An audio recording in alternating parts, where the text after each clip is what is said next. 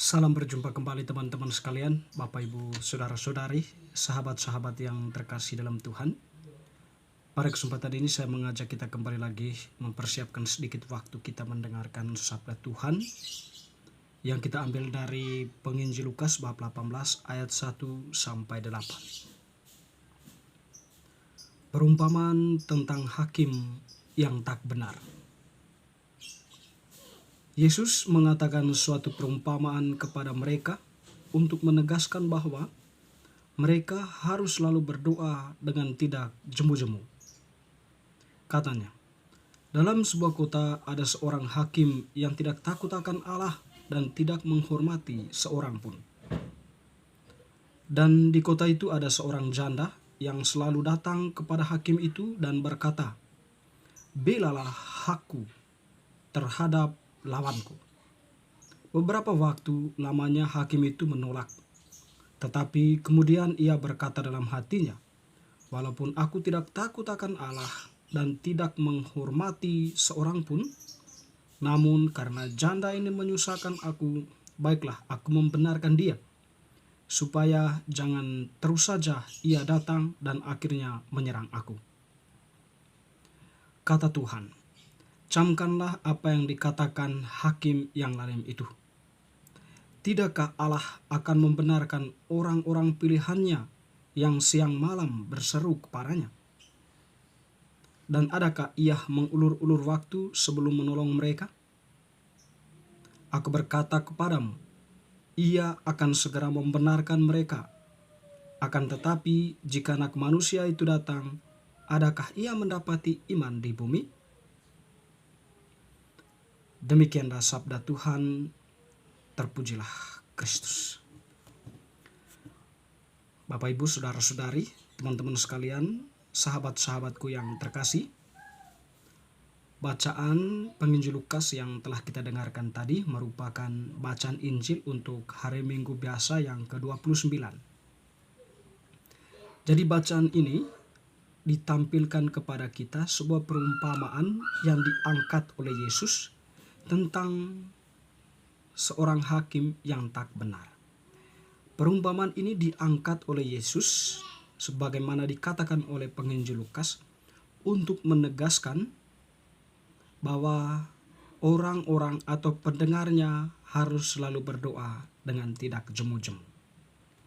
Jadi Yesus menampilkan bagaimana seorang hakim yang tidak takut akan Allah dan tidak takut seorang pun. Jadi dia berhadapan dengan siapapun tidak pernah takut.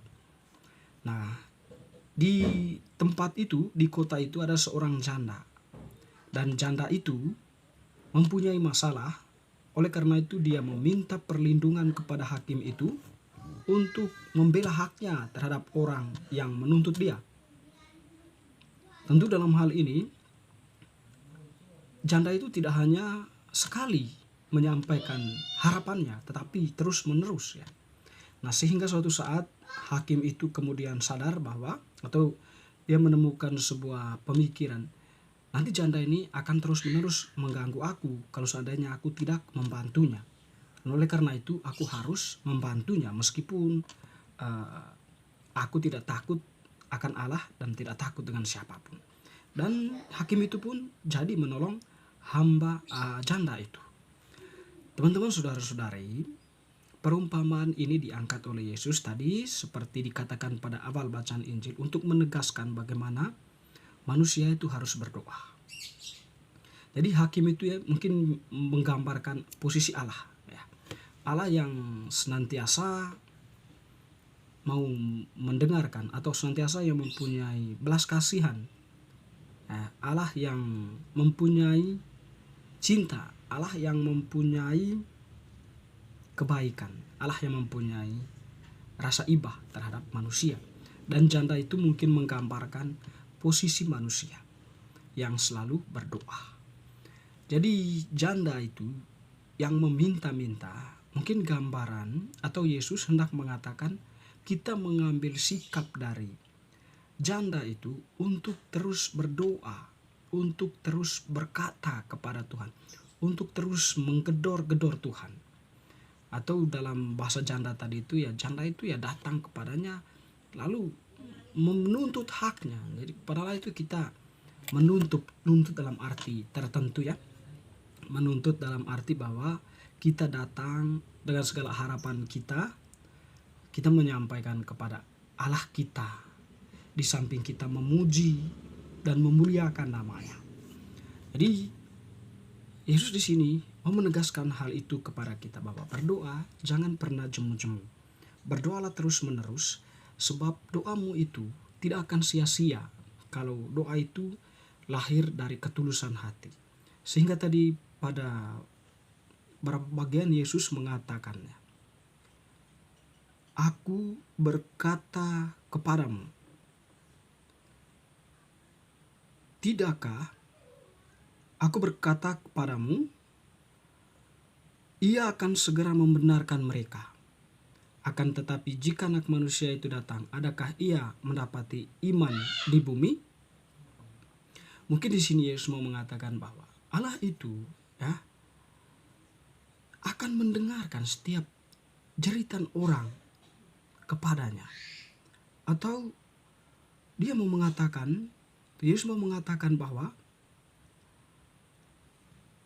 Allah itu tidak menutup telinganya mendengar setiap doa orang-orang yang siang malam disampaikannya kepada Allah. Atau juga mungkin Tuhan hendak mengatakan bahwa Allah itu senantiasa setia kepada orang-orang yang juga setia kepadanya. Nah, tentu teman-teman saudara-saudaraku di sini Tuhan tidak hanya sekedar mengajak kita untuk berdoa, tapi doa yang dimaksudkan oleh Tuhan itu doa karena iman.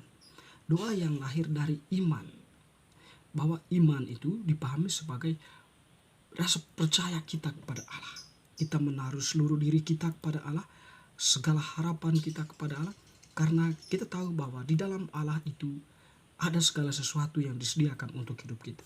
Iman itu setidaknya yang menjadi penopang kita untuk berdoa kepada Allah, sehingga doa-doa kita pun lahir dari ketulusan hati, lahir dari keikhlasan, bukan lahir dari sebuah kebutuhan, bukan lahir karena ada masalah, tetapi doa yang memang lahir dari iman kita. Kita percaya Allah itu adalah segala sesuatu yang Dia punya, dan apapun yang kita sampaikan kepadanya siang dan malam, setidaknya Allah itu kalau digambarkan oleh Injil tadi itu mendengarkan itu. Mendengarkan jeritan orang yang siang dan malam berdoa kepada. Jadi teman-teman saudara-saudariku yang terkasih, pertanyaan Tuhan yang paling penting pada bagian terakhir untuk konteks kita saat ini. Tuhan sudah mengajarkan itu tentang hakikat doa. Doa itu seperti apa? Tapi pertanyaan Tuhan kemudian, adakah ia mendapati iman di bumi untuk kita saat ini?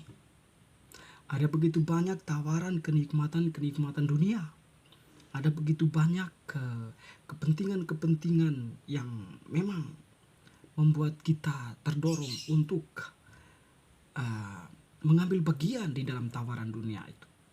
Dan setidaknya ya, kalau kita sudah mulai melirik dan ikut masuk ke dalam tawaran kenikmatan dunia ini, apakah iman kita masih ada di sana? Tentu iman itu mulai terkikis. Kita akan mempertanyakan Allah. Kita akan melupakan Allah, bisa jadi. Kita tidak akan setia lagi kepada Allah. Karena iman kita pun terkikis, ditutupi oleh aura dari kenikmatan dunia yang menjebloskan kita ke dalam ruang kegelapan kejahatan. Teman-teman saudara-saudariku yang terkasih, adakah iman di bumi ini? Adakah iman kita? Atau apakah kita masih mempunyai iman? Itulah pertanyaan Tuhan. Seandainya kalau kita menyederhanakannya. Ternyata bagi Tuhan itu, iman itu penting untuk kita mendekatkan diri dengan Allah. Iman itu memampukan kita untuk semakin dekat. Iman itu menyadarkan kita bahwa kita ini adalah ciptaan Tuhan. Hidup kita ini berada dalam tangan Tuhan, yang kemudian membuat kita untuk senantiasa mengandalkan Tuhan dalam seluruh hidup kita. Mengedepankan Tuhan dalam setiap pewartaan kita. baik dalam keluarga, masyarakat, di tempat kerja maupun di mana kita berada. Bapak Ibu saudara-saudariku yang terkasih, bacaan Injil Lukas minggu biasa yang ke-9 ini mengajak kita untuk setidaknya senantiasa mengandalkan Tuhan dalam hidup kita melalui doa-doa yang kita sampaikan kepadanya dengan ketulusan dan lahir dari hati kita. Semoga. Amin.